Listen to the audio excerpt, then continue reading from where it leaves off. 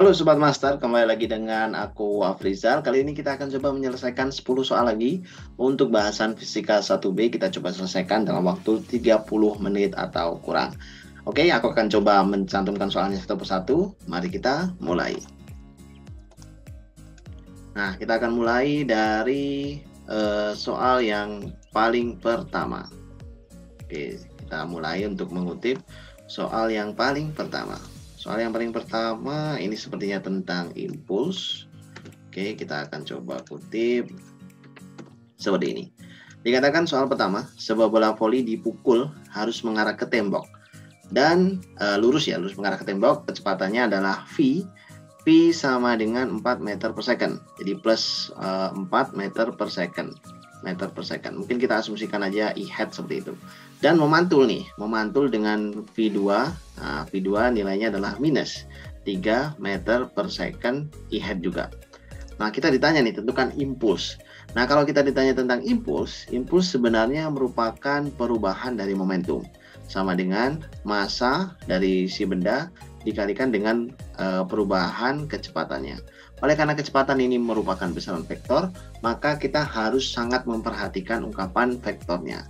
Berarti ini sama dengan massa M gitu ya. Terus kemudian dikalikan dengan V2, V pantul dikurangi V1, V inisial, atau berarti sama dengan massa M dikalikan minus 3 I hat gitu ya, dikurangi dengan 4 I hat juga. Nah, gitu. Minus 4, minus 3, hasilnya 7.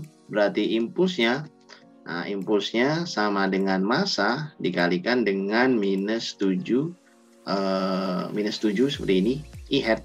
Nah, gitu sudah. Terus kemudian di sini satuannya apakah karena ini perubahan momentum ya kilogram meter per second. Tergantung masanya berapa. Masanya bisa 2 kilo, 1 kilo, 500 gram, berapapun. Sudah, itu tadi soal nomor 1.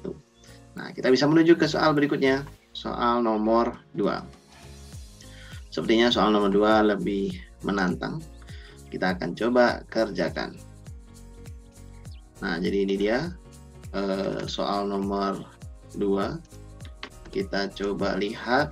Nah, dikatakan di sini ada sebuah piring nih, terpecah menjadi beberapa bagian. Dan bagian-bagiannya seperti ya tampak pada ilustrasi kita. Ada yang ke arah 25 derajat, 45 derajat, dan ada yang ke arah sumbu Y. Dan dikatakan total momentum piring adalah 0. Tentukan massa piring ke 2. Oke, massa piring ke 2. Berarti tugas kita di sini adalah melakukan plot ya, melakukan plot kecepatan. Misalkan untuk M1 yang ke sumbu Y ini ada 3 cos 25 derajat. Terus ada yang ke arah sana, ini adalah 3 sin dari 25 derajat. Terus untuk M2 kita menggunakan warna biru. Komponen kecepatan untuk sumbu Y-nya adalah 1,79 dikalikan dengan sin ya, sin 45 derajat. Untuk kecepatan komponen sumbu X-nya itu 1,79, terus kemudian di sini cos dari 45 derajat. Sudah, berarti karena total momentum sigma P, nah seperti ini, atau kita pakai warna biru aja lah. Sigma momentum itu sama dengan 0, dan ini berarti sama dengan M1 dikalikan P1 gitu ya, ditambah dengan M2 dikalikan dengan V2 ditambah dengan M3 dikalikan V3 ya, maka kita tinggal substitusi aja nih. 0 sama dengan M1.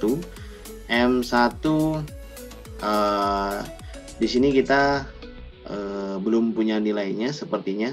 M1 belum ada ya, kita asumsikan masanya sama dengan pecahan M2 identik, berarti M dikalikan dengan 3 sin 25 derajat I topi ke kiri minus berarti, terus kemudian plus dengan 3 cos dari 25 derajat J topi karena ke sumbu Y positif.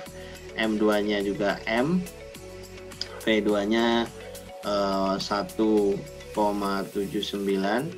per 2 akar 2 I hat plus 1,79 per 2 akar 2 J hat seperti ini. Terus kemudian jangan lupa ditambah lagi dengan M3 ya, 1,3 kg. Terus kemudian dikalikan dengan 3,07 kali 3,07 kali J hat. Tapi jangan lupa kita kasih minus di sini. Nah, gitu. Atau kita tulis saja minusnya di dalam kurung lah ya. Minus 3,07 J topi. Nah, sudah. Di sini berarti 0, ungkapan 0 di sebelah kiri itu sebenarnya adalah 0 I hat gitu ya, ditambah dengan 0 J hat.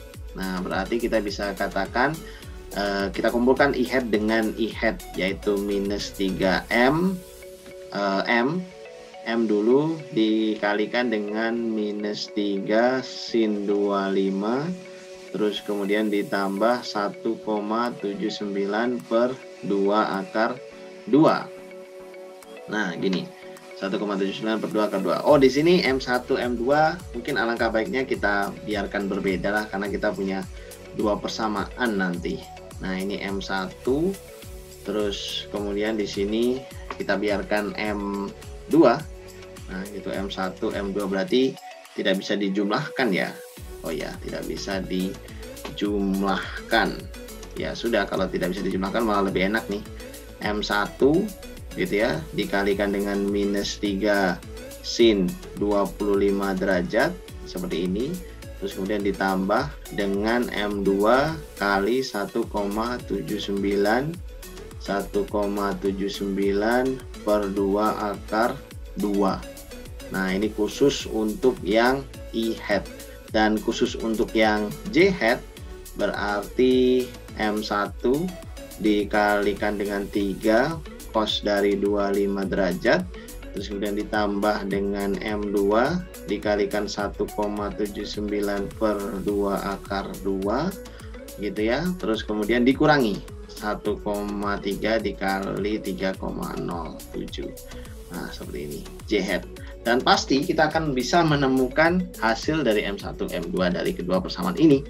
Dan itu tadi adalah cara penyelesaian soal nomor 2. Nah, kita lanjut ke soal berikutnya, yakni soal nomor 3. Kita coba capture dulu soalnya.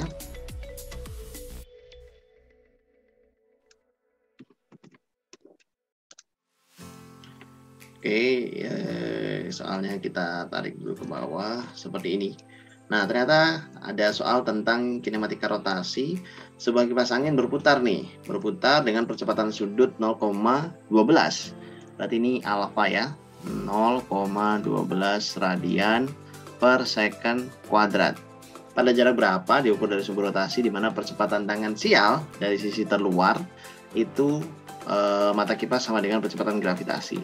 Yang namanya percepatan tangensial AT itu sama dengan alfa gitu ya, alfa dikali dengan R. Nah, seperti ini. Jadi V sama dengan omega R. Nah, alfa kali R juga akan jadi AT. Berarti alfa R ini diinginkan sama dengan gravitasi, sama dengan 9,8 nilainya. Ya, berarti gampang saja, jaraknya itu pasti ya si radius ini, si radius R. Radius R berarti sama dengan 9,8 dibagi dengan 0,12.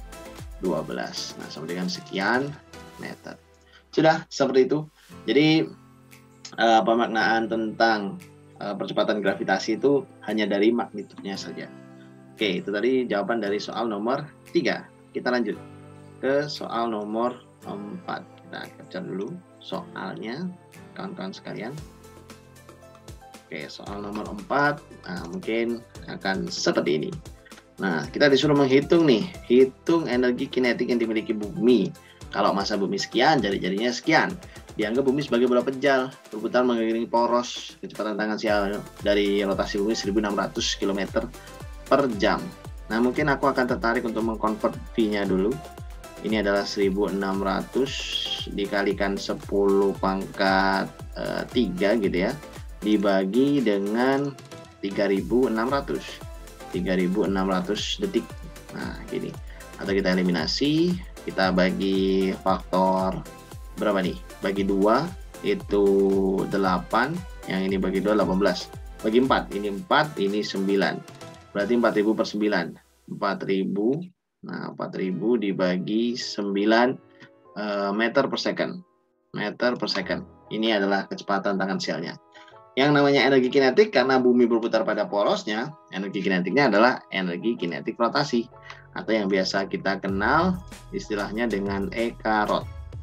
Eka rotasi itu sama dengan setengah dikalikan momen inersia dikalikan dengan omega kuadrat.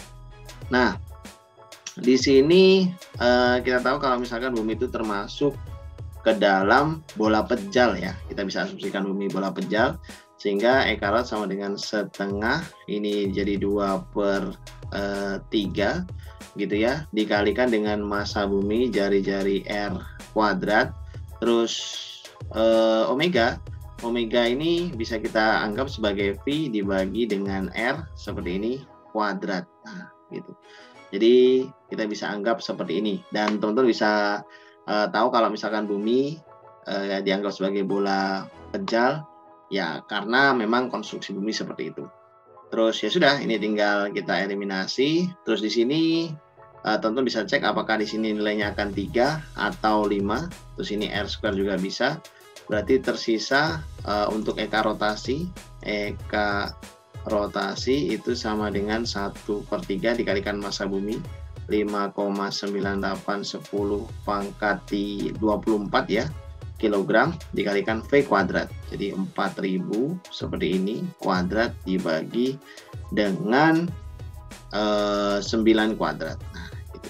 Sudah pasti nanti hasilnya akan ketemu dalam satuan Joule, dan ini adalah merepresentasikan energi kinetik yang dimiliki oleh bumi yang berotasi di porosnya, tidak kemana-mana. Oke, kita lanjutkan ya ke soal berikutnya. Tadi nomor 4 sudah, sekarang kita masuk ke nomor 5. Nah, nomor 5 ini sepertinya tentang cakram lagi. Tentang cakram. Nah, kita bisa tuliskan seperti ini. Jadi ada 2 cakram nih, berputar pada sumbu yang sama, sesumbu. Momen inersia cakram A kita bisa tuliskan sebagai IA. Itu adalah 3,4 kg per meter persegi. Dan kecepatan sudutnya berarti omega A itu sama dengan plus 7,2. Nah, plus 7,2 ini satuannya apakah radian per second ya harusnya. Lalu kemudian cakram B berputar dengan nilai daripada omega B itu minus 9,8 radian per detik. Notasi minus ini mungkin maksudnya arah perputarannya searah jarum jam gitu ya. Dan kedua cakram ini kemudian digabung menjadi satu, bergerak bersama dengan kecepatan sudut itu. Nah, kita bisa menggunakan hukum kekekalan momentum sudut ya. Jadi L1 sama dengan L2, atau berarti di sini juga sama dengan IA dikalikan omega A inisial ditambah dengan IB dikalikan dengan omega B inisial sama dengan jumlah total momen inersia IA ditambah IB. Terus kemudian dikalikan dengan omega akhir. Nah, gitu, omega doang. Berarti kita bisa tulis 3,4 terus kemudian dikalikan omega A 7,2 seperti ini, terus ditambah IB kita nggak tahu, dikalikan dengan minus 9,8, ini hasilnya sama dengan 3,4 ditambah dengan IB. Nah, terus kemudian tinggal dikalikan dengan minus 2,4. Nah, terus udah kita tinggal kalikan saja bentuk ini. Kita pindah-pindah aja, berarti 3,4 dikalikan 7,2 ditambah 2,4 gitu kan. Terus kemudian ini sama dengan buka kurung 9,8 dikurangi 2,4 dari si IB. Nah, kayak gini. Atau berarti ini hasilnya untuk IB gitu ya. Maka IB bisa kita temukan dengan menghitung 3,4 dikali 9,6 gitu ya, dibagi dengan 7,2. Nah, gitu. Ini sama dengan IB. Sekian bla bla bla kilogram terus kemudian di sini meter persegi. Sudah. Itu tadi adalah untuk satuan momen inersia. Nah, ini kilogram meter persegi ya satuannya. Terus tinggal tonton hitung menggunakan kalkulator. Selesai. Itu jawaban soal nomor 5. Nah, sekarang kita lanjutkan ke soal berikutnya. Soal nomor berapa, Kak? Nomor 6 ya. Kita kutip terlebih dahulu. Soal nomor 6. Nah, soal nomor 6 ini sepertinya tentang peristiwa osilasi. Nah, dikatakan di sini suatu objek seberat 0,8 kg digantungkan pada ujung pegas berosilasi harmonik. Fungsinya kayak gini. Terus kurva merepresentasikan posisi objek di sepanjang X dalam selang waktu T. Tentukan frekuensi sudut dan amplitudo. Nah, di sini yang pertanyaan yang paling bisa kita langsung jawab adalah pertama, yaitu amplitudonya. Amplitudonya ini ya. Nah, itu yaitu 0,080 meter atau sama kayak ya 8 cm lah dari titik di mana dia mulai dibentangkan. Lalu kemudian kalau misalkan untuk frekuensi sudut, nah frekuensi sudut itu bisa diidentifikasi dengan menggunakan omega. Omega ini sama dengan 2πf atau sama dengan 2π per period. Nah, period adalah waktu yang diperlukan untuk melakukan satu kali getaran. Jadi ini ya, dari sini sampai sini yaitu 4 detik. Berarti hasilnya ini sama dengan 2π per 4. Atau sama dengan 0,5 pi. Ya, gitu ya. Terus di sini satunya ya radian per second. Oke, berarti kita baru saja menemukan nilai dari omega. Nah, di samping omega tentu juga bisa menggunakan bentuk ini untuk mencari ungkapan-ungkapan lain dan ya itu masih sangat luas. Oke, ini jawaban soal nomor 6. Kita lanjutkan ya teman-teman ke soal nomor 7. Oke, apa yang dibahas di soal nomor 7 ini sepertinya adalah hukum pada bejana berhubungan. Nah, gitu. Hukum pada bejana berhubungan. Sebuah bekas dipasang nih di salah satu sisi bejana berhubungan dan di sisi lain diletakkan batu di mana si batu ini bermassa 65 kg. Ini unik sekali. Oh ya, kita juga tahu area-areanya. Kita tahu konstanta pegas K. Nah, K ini sama dengan 1500 Newton per meter persegi. Pertanyaannya, seberapa jauh pegas akan ditertekan oleh gaya yang dihasilkan oleh batu. Nah, pada prinsip ini kita akan tahu bahwa gaya yang dihasilkan akan diteruskan dalam bentuk tekanan yang sama gitu ya. Nah, sehingga hukumnya itu biasa kita tulis sebagai F1 per A1 sama dengan F2 per A2. Nah, ini hukum yang teman-teman juga sudah kenali, bisa teman-teman cari tahu apa sih nama hukum ini. Lalu kemudian F1 adalah yang dimiliki oleh batu, tentu saja nilainya adalah 650 Newton, ya gitu ya, gaya berat batu. Dibagi dengan luas penampang pertama, 65 kali 10 min 4. Terus ini jadi sama dengan, dikonvert menjadi F2. F2 ini akan jadi gaya tekan ya, gaya tekan daripada si pegas. Nah, itu F pegas. Dibagi dengan A2. A2-nya adalah 15. Nah, 15 apa nih Kak? 15 kali 10 min 4. Nah, kalau kita eliminasi faktor-faktor seperti ini juga sama. Berarti kita tahu bahwasannya Fp yang dirasakan adalah 150 Newton. Nah, 150 Newton ini dikonvert menjadi gaya pegas dengan persamaan seperti apa? Nah, di sini kita bisa menggunakan persamaan yang relatif sederhana ya, bahwasanya gaya pegas itu akan bergantung pada K, konstanta pegas, dikalikan dengan delta X. K dikalikan dengan delta X. Ya, ini Newton per meter ya sepertinya. Satuannya ini sepertinya ada typo, salah tulis. Berarti Fp, kalau kita ingin mencari tahu delta X, besar tingkat kompresi pada pegas, ya tinggal kita bagi aja 150 Newton kita bagi dengan 1500 Newton per meter. Oh, ternyata menyusutnya sebesar 0,1 meter atau sebesar 10 cm. Nah, ternyata ini menarik bahwasanya hanya dengan batu 65 kilo kita bisa membuat pegas ini menyusut 10 cm. 10 cm ini ya bilangan yang relatif besar lah kalau untuk di percobaan. Sudah, itu tadi jawaban soal nomor 7. Sekarang kita masuk ke soal nomor 8. Kawan-kawan sekalian, soal nomor 8 ini sepertinya tentang asas Black atau kemudian berupaya atau menyelesaikan masalah dengan menggunakan kalor, prinsip pada kalor.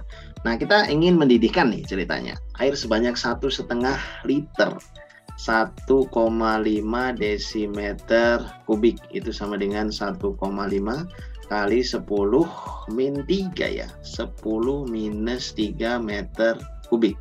Ini adalah volume, inisial volumenya. Suhunya dari 25 sampai 75, berarti delta T-nya itu adalah sebesar 50 derajat Celcius. Kalau jenis airnya adalah sebesar 4.200, ini C ya, C air. Itu 4.200 Joule per kilogram derajat Celcius. Dan berarti kita disuruh menentukan daya kalau kita inginkan jumlah kalor yang dikeluarkan dibagi dengan selang waktu. Nah, ini kan jadi sama dengan daya. Nah, gitu. Atau berarti dayanya berapa, Kak? Berarti dayanya sama dengan jumlah kalor. MC delta T besar dibagi delta T kecil. Gitu. Atau berarti sama dengan masanya. Nah, di sini kita punya volume ya. Kita nggak punya massa. Bagaimana volume dengan massa berkaitan, Kak? Pakai rho. Rho air 1000 kg per meter kubik. Nah, kalau sekarang kita punya sekitar segitu. Kita punya sekitar 1,5 kali 10 min 3 meter kubik. Nah, kalau kita kalikan dengan menggunakan perkalian sederhana, ya kita akan dapatkan bahwa massa bendanya adalah sebesar 1,5 kg. 1,5 kg. Tulislah di sini 1,5 kg C air 4.200 gitu ya, dikalikan delta T 50 seperti ini, terus kemudian dibagi dengan 3 menit. 3 menit sama kayak 3 kali 60 detik. Nah, ini pasti akan menjadi dayanya. Bla bla bla watt. Karena pada prinsipnya watt itu adalah energi dibagi dengan waktu. Ya, kita bisa hitung dengan ungkapan bentuk seperti ini. Sudah. Itu tadi jawaban soal nomor 8. Sekarang kita pergi ke soal selanjutnya. Nomor 9. Oke, soal nomor 9. Soal nomor 9 ini ngebahas tentang gas ideal. Jadi dikatakan ada 2 mol gas ideal diletakkan di sebuah wadah kontainer, volumenya sekian, tekanan absolutnya sekian. Kita disuruh menentukan temperatur. Nah, kita kalau ingat lagi punya satu hukum yang terkait dengan gas ideal ya, teman-teman sekalian. Hukumnya itu adalah PV sama dengan N dikalikan R dikalikan T. Oh, berarti di sini dapat dengan mudah kita katakan kalau misalkan temperatur T itu sama dengan tekanan dikalikan volume dibagi jumlah mol dikalikan R. Nah, gitu. Atau berarti T temperatur itu sama dengan tekanannya adalah 4,5 10 pangkat 5 dikalikan volume 8,5 kali 10 minus 3, terus kemudian dibagi dengan menggunakan N. 2 mol dikalikan R 8,314. Nah, nanti hasilnya pasti dalam nilai satuan skala Kelvin. Nah, gitu. Itu tadi jawaban nomor 9 hanya dengan menggunakan hukum gas ideal. Sangat mudah. Terus sekarang nomor 10 ya. Kita masuk ke nomor terakhir pada pembahasan kali ini. Kita letakkan di bawah saja, cukup. Nah, ada sebuah proses termodinamik di sini dikatakan dan dilakukan pada 2 mol gas monoatomik. Temperaturnya 298. Nah, kita ingin mengubah atau melakukan proses termodinamik pada temperatur konstan hingga volumenya meningkat dari 2E ke 2E square atau 2E kuadrat. Tentukan besar usaha pada proses tersebut. Nah, proses ini kita bisa namakan sebagai proses isotermik karena dilakukan pada temperatur yang konstan, di mana proses isoterm itu mempunyai kerja usaha, rumusnya adalah nRT dikalikan ln, buka mutlak V volume final gitu ya, dibagi volume inisial. Nah, ini sudah diturunkan kalau teman-teman mengikuti perkuliahan nanti di masa TPB. Nah, terus berarti ya usaha yang dilakukan gampang aja. 2 mol dikalikan 8,314, terus kemudian dikalikan T-nya. T-nya adalah 298 Kelvin, dikalikan ln dari 2E kuadrat. 2E kuadrat dibagi 2E, itu hasilnya ln E. Nah, ln mutlak E.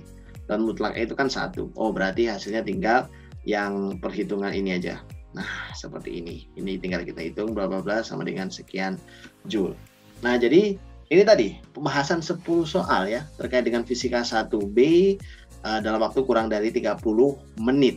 Nah, jadi buat teman-teman sobat master yang ingin tahu sebenarnya gimana sih cara mengidentifikasi, cara mengerjakan soal dengan tepat dan benar dalam waktu ya kurang lebih 30 menit untuk 10 soal setara TPB. Nah, maka teman-teman bisa jangan sungkan untuk tanya-tanya ke Master TPB.